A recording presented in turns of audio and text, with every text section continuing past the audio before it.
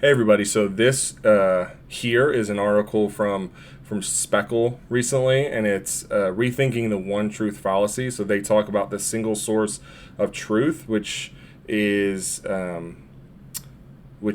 where you've got like a tool, say BIM 360, and it has all the data that you would ever have for a building project, for an AEC project, and Autodesk talks about this a lot, or Autodesk folks. I've heard them talk about it and using BIM 360 for everything. I think it's a cool idea, but in reality isn't that feasible. It's not that easy.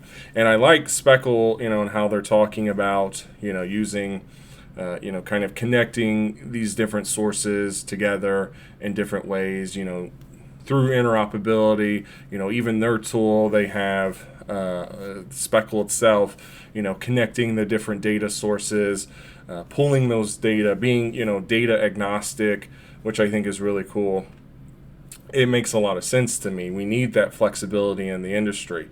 And so, they talk about the limitations of single source truth.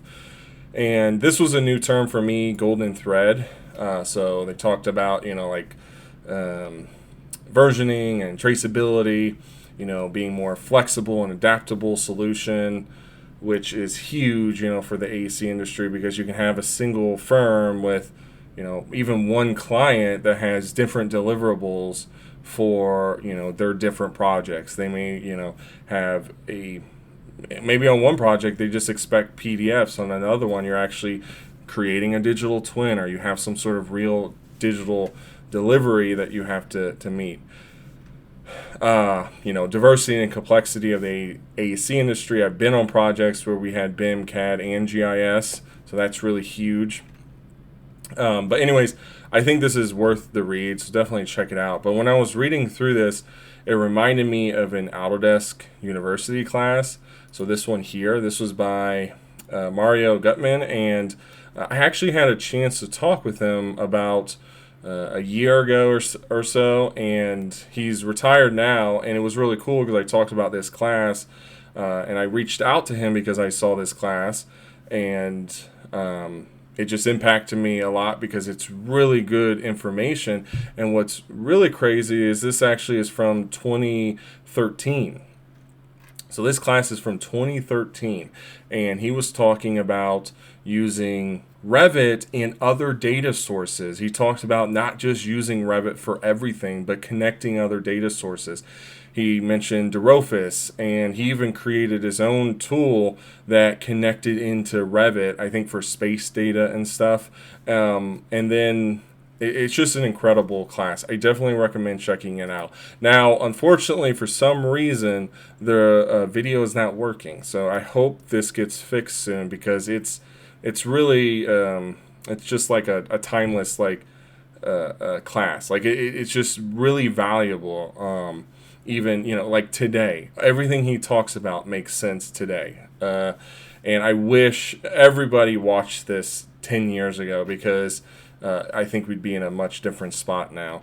And a big thing, or to kind of highlight that point, is here, and this is the transcript. I did find that. I didn't read through it, and I can't remember the spot I was looking for, but I did see this part, and it says, increasingly we're being asked to deliver models and database data, which is still true today. We're still trying to push more, folks into BIM and using data, and, making sure they understand the value of data, which is really important. But yeah, I mean, it's just huge, because this is like, it makes a lot of sense. And I know, some passionate BIM folks out there that have been in the industry for a long time have always known this, that you can have different tools that talk with each other, and it's all connected in a really smart way, and the data is kind of flowing between everything, and it's all like integrated. And that's still the future I look forward to, and I hope we get there, and I think AI is really going to be pushing that. So one other thing, this is actually from the PowerPoint, but it says first, we want to understand our data and define objectives for using it. So and then we can implement software to achieve those objectives. So I think this is a good thing to think about on a project, not at a like company scale. What are our needs on this project, and let's shape our needs and our software based off of that, so that we can, deliver what the client wants, and not just try to sell them this cookie cutter approach to data, but rather, what are your needs? Let's find the software and the workflows to meet those needs. So anyways, incredible stuff. I definitely recommend checking out this AU class. Definitely recommend reading this.